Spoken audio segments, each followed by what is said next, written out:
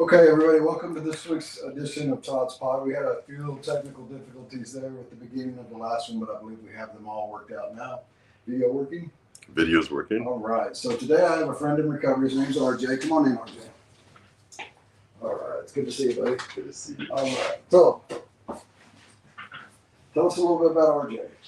So, hey, everybody, I'm RJ. This is my first podcast, so pretty cool, like you said at the time. So, yeah, a little bit about myself. I'll just go back to when drinking really became a problem for me. So, it started right after high school, beginning like my professional life. I was juggling college and, professional work. Todd, still not working. Oh, that's Facebook. Yeah. Or it so- would show on Facebook too.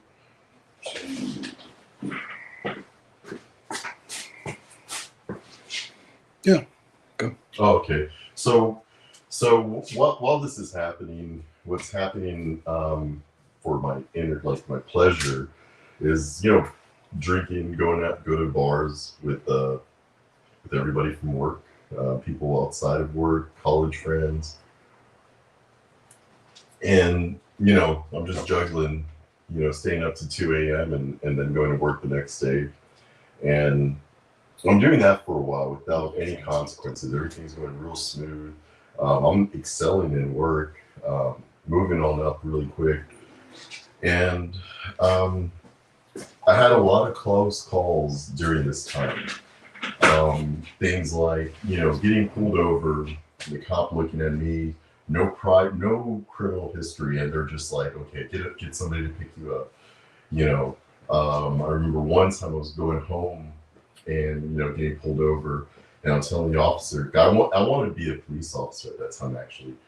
I was like so into criminal justice and really just wanted to be a DEA agent, a cop. So that's what I was going to school for, criminal justice. So I'm just getting all these really close calls and lucky breaks because these guys believed in me. And so one day just I'm still trying to do the same thing, and I ended up getting arrested and getting my first DUI. But that didn't stop me. I came out of there. I didn't think about recovery. They barely knew or had an idea what an alcoholic was. My thought, you asked me the other day, what do you think of an alcoholic? Well, not to call my family out, but I mean that's a lot of my family's hey, he's an alcoholic. Okay, they're just functional. That's what I thought. That was normal for me. That's normal to me. Everybody drinks. It's weird not to drink. You say I don't drink, you're like, okay, he's on meds, he's pregnant or she's pregnant, and I mean, you don't think of that as a thing. Everybody drinks. So I didn't even think of not drinking or going into recovery or anything like that. So shortly after, I want to say 6 months, I'm barely getting my court case, probably got probation, I think. And this is like really 2005 maybe. Got a second one, and then got the same lawyer at the time, and I said, man, and I was looking, and actually I did a little bit of jail time. Did a little bit of jail time, definitely lost my job, and I went through it, and I came back, wanting to change my life. I didn't drink, I started a family, raised 2 girls. I drank on the weekends, but I was working 2 jobs. That was my focus, getting this family together and stuff. And if I did drink, my first wife at the time, it was just real chill. There wasn't a whole lot of like going out. So I was just drinking at home, and that slowed the progression down for sure. Because I mean, if I was drinking, it was 2 beers and knocking out. So life didn't let me slip. I was just doing that. So the the disease was hidden. It was dormant, for a little bit, and then life happens, and we ended up getting a divorce. I'm not going to get into that because that was a pretty crappy divorce, but man, so I ended up getting the kids. Just to show you how where that went.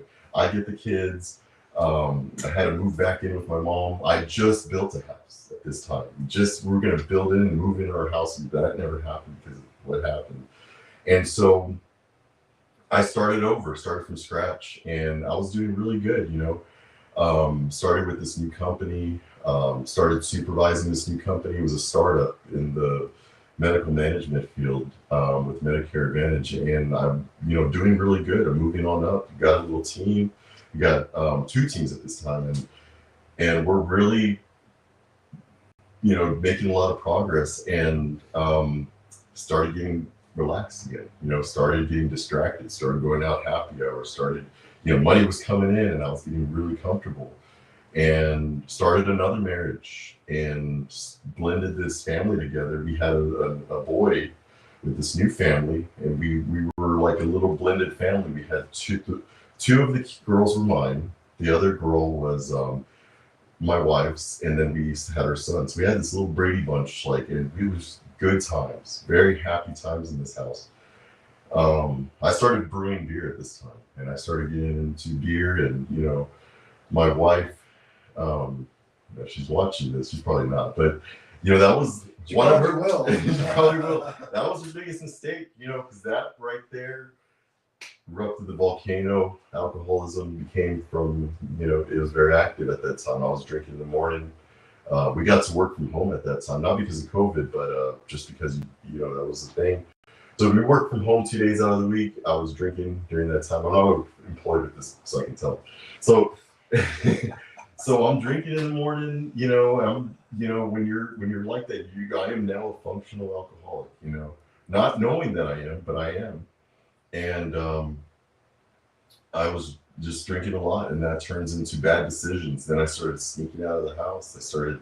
I was actually going to school at the time, so I would say I was going to school. I'll go to my classes. I could miss a couple classes. So those classes I would miss, I would leave early, go to a bar, come back home. And I don't, you know, to this day, I don't know if my second wife at the time, knows I was drinking, because I smelt it. She never questioned it. I was able to, you know, just get away with it. We never had fights about that. I remember. She may have a different story.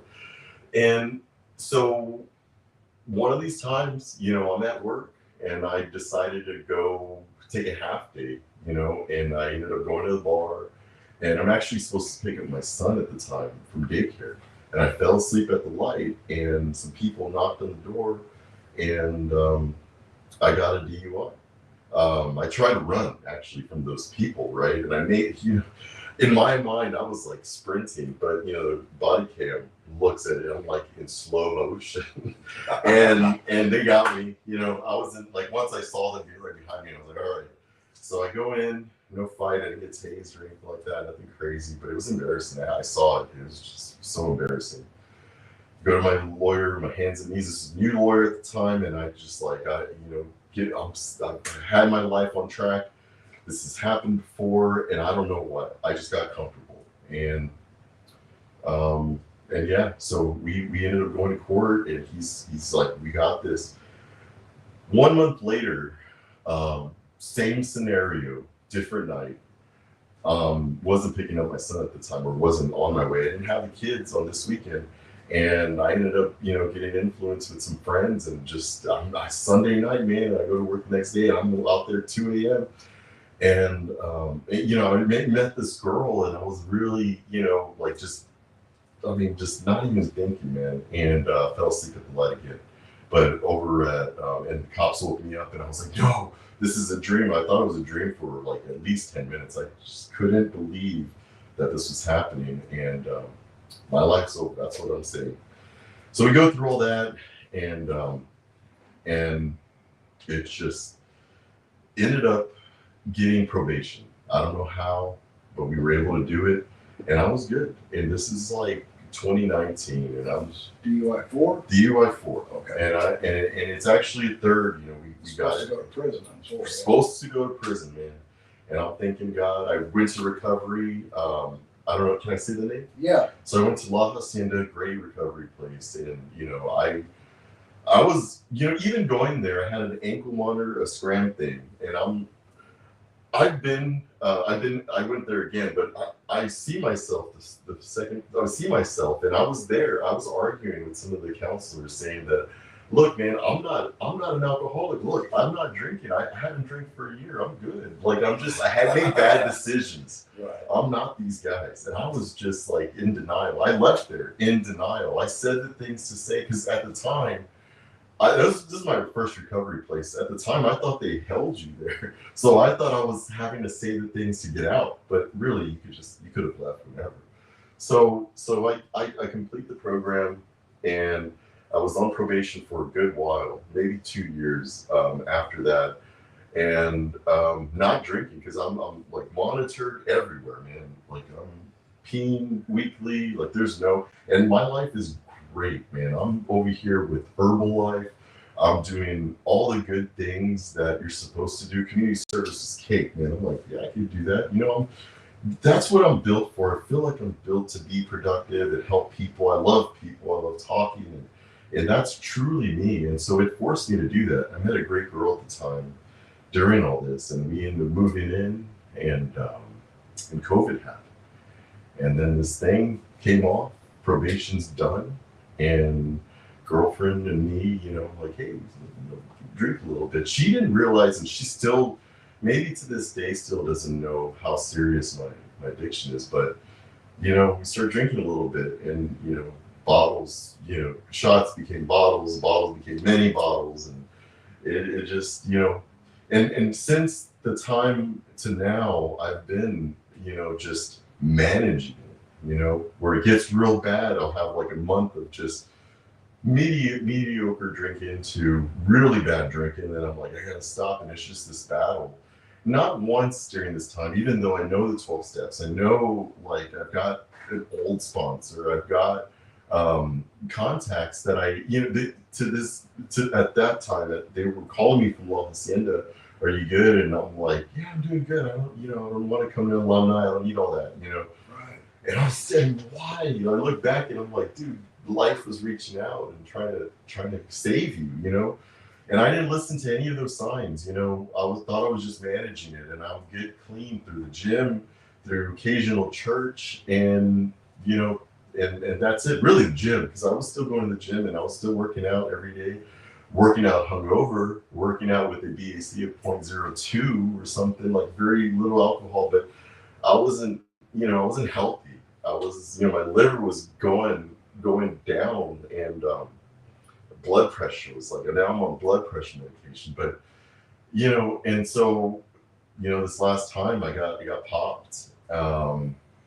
I don't really know where I was coming from, but I know it was at a Whataburger, and it was another Sunday right before work. Shouldn't have been out. I'm working 2 jobs at the time, and I try to fill my time. That was one of my methods to keep me sober, was if I fill my time, I'll be, okay, there's not enough time to drink. I'll be too tired to drink, and then but I still drink. I still went out occasionally with them, everybody at the restaurant. We'd go out and drink and stuff, and it was just an unmanageable life, so unmanageable. And so I got arrested again, this time asleep at a Whataburger. And they actually have a policy, if you're listening, if you fall asleep at a Whataburger, they'll call the cops. They will not wake you up. So, if you're hungry, Uber. I'm just kidding. But yeah, so yeah, this is life waking me up again. And right now, all I can do is just, I've got no control. Todd had a subject today in our meeting for recovery, and it's surrender, because you can't control the situation. I can't control the situation I am now. And I asked myself, what's different from all those other times? And I truly never sold myself that I have a problem. It's really scary to say that you're never going to drink again. It's a really surreal thing to hear or to think about, but I'm coming to terms with that, and I'm trying to live a life. And I've been sober since April 7th. I've had like a few relapses, but nothing like where it was before. And so the way I feel today, I feel good. I feel even better when a year sober with that thing on, because I wasn't I was sober physically, but I wasn't mentally sober. I wasn't, you know, talking to people. I would never in rooms like this, So Right. in a nutshell, that's my story. Okay. All right. So it sounds like you're becoming more involved in the community Yeah. of recovery. So do you have anything that you do in particular in a daily routine that you're working on through your recovery that you do? Yeah, so I'm in I'm in Precision Recovery right now. It's a group of guys. It's a small group. And I've been through another recovery program, New Day. These are all great recovery programs, and they're all great in their own way. This recovery program at Precision, it's a small group of guys, and we all hold each other accountable. We're all honest with each other. We all admit if we've relapsed or we've had temptations, or even if we do think about drinking. And I feel that's a big thing in being sober and being not just a dry drunk, but sober. Because one of the things I keep on hearing in the AA meetings there is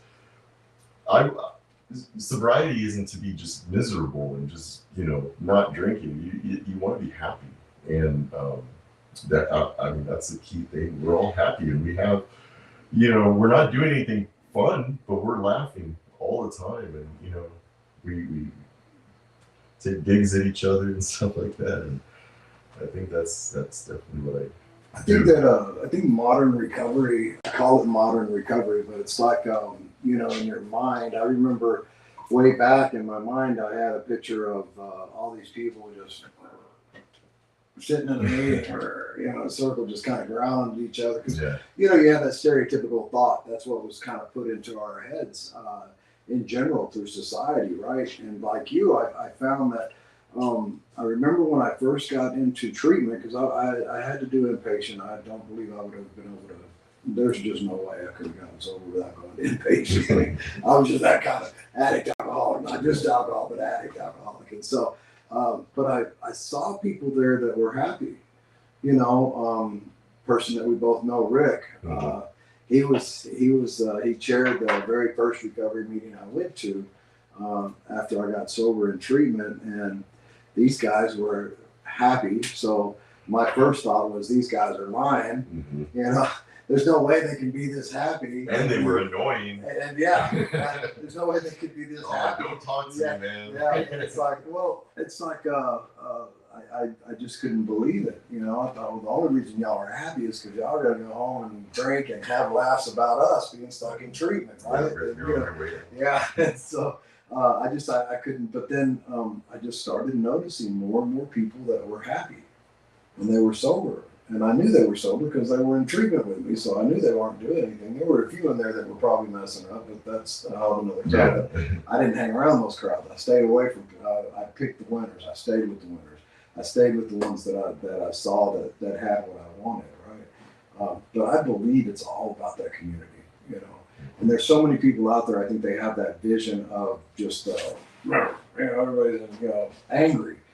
And there are those angry ones. There's some guys in recovery that have been in recovery a whole lot longer than I have, but they're a whole lot angrier than I'm like, I guess if that's what, apparently, I guess that makes some people happy. But and I don't understand how they can, but I mean, that's their walk. Everybody has their own little path in recovery. No two will ever be the same.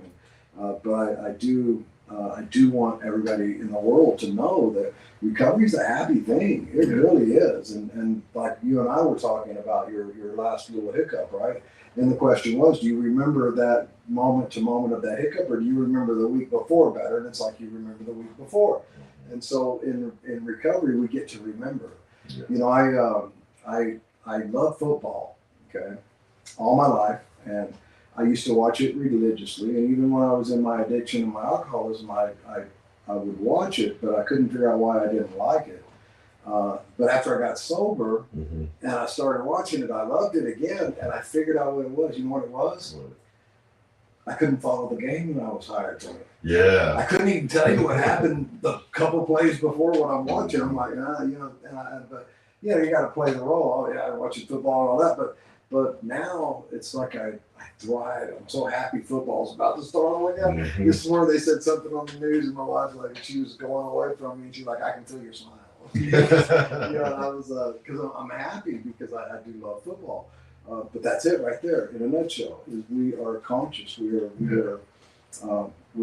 present Yeah. for every single moment. And that's the thing about it. We can be present for every moment, but we have to totally understand that we have to live for every moment. Yeah. You know, tomorrow's not guaranteed. An hour from now is not guaranteed, right? Yeah. And you can't worry about what happened last week. We can only do what we do today. You know, and I love to surround myself with happy people. Yeah. And but another thing. I was going to bring up something. Yeah. You brought up community, and that was the second time around. Before the first time around, you know, when I was trying to get my life together and the way I thought I should get my life together, the first time around, I didn't want community. I just didn't want it. I wanted to get far away from all those people, right? I think I felt I was better than them. I felt like I wasn't them, you know? So this time around, now I'm here and I'm like, okay, I gotta fit in. It is hard. I know that that's what I need, but it's hard to get that community. I know it's not hard for everybody, but for me, it was tricky. And the biggest thing was you gotta want it. So my counselor at U Day had told me, you know, and I told her that I want to start. You know, she was like, why don't you go to lunch with somebody today? And so I'm like, okay, that's easy. And then I actually go to the group and I'm like, okay, well, how do I do this? It's like asking somebody on a date. And then and I'm like, hey, do you want to go to lunch? And so I did. We ended up going, and it's a guy that still goes to the A groups, and he's a good guy. His name's Tennessee, and we had lunch together, man. And it was like I don't know why. It's just like a new thing, you know. Going to a bar with somebody is so easy, but going to lunch sober is like a new thing to me. So it's community is it doesn't happen overnight. And this scenario today, you know, Nick James, you know, I was gonna go to him with this, and he had some issues and he couldn't come, but the just coming to this, my Saturday is totally different than any other Saturday.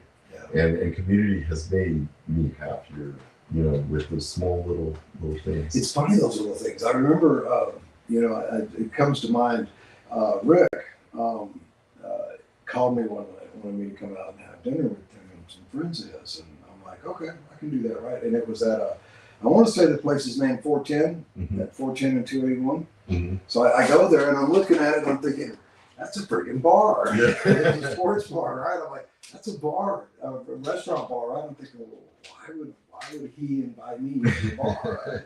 Thinking, man, I'm gonna go in there and the gig's up.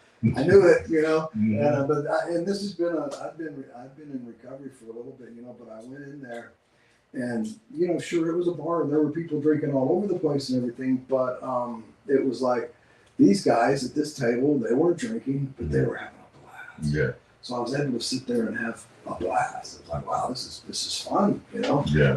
But I thought that, you know, I thought it was, and that was the first time I think I went to a place like that where they actually had a lot of stuff going on, you know, that I didn't partake in anymore, and it didn't bother me. I was having too much fun not doing that. Yeah. So yeah, community, the fun of it all, and staying active in your community. Yeah. You know, isolation is horrible for us because Horrible. all that does is get us up into this thing, and I guarantee you, this thing is not my friend. Mm-hmm. This guy is probably my worst enemy. You know, it will tell me things that just don't make sense. Yeah. But I'll believe it. Yeah, it'll talk me out of thinking I'm an alcoholic if I'm alone with my thoughts enough. Right. It'll get you in trouble, definitely. So okay, well, thank you for coming. So you have a few seconds here to tell the world what you want to tell them about recovery. So go for it. What I gotta tell you is, it's never too late, for sure. It's never too late. And I'm 41 years old, and I wish I would have taken this more seriously the first time I got in trouble. That's my biggest thing, you know. Okay. Cool. The longer you fight it. Yeah. Well, first thing came to mind when you said that is I sure hope I'm sober when I hit 41. All right. Well, thank you for coming. So that's it for this week, guys. Thank y'all for tuning in. I've had some technical difficulties, so I hope everything worked out well, and I look forward to seeing y'all next week. Now, I do have, hopefully this next week I'll get started on my series called The Untold Story, which is going to be people just telling their stories, and that's going to be on a separate Facebook page. But I'll share more information with that on y'all down the road. So thank you very much.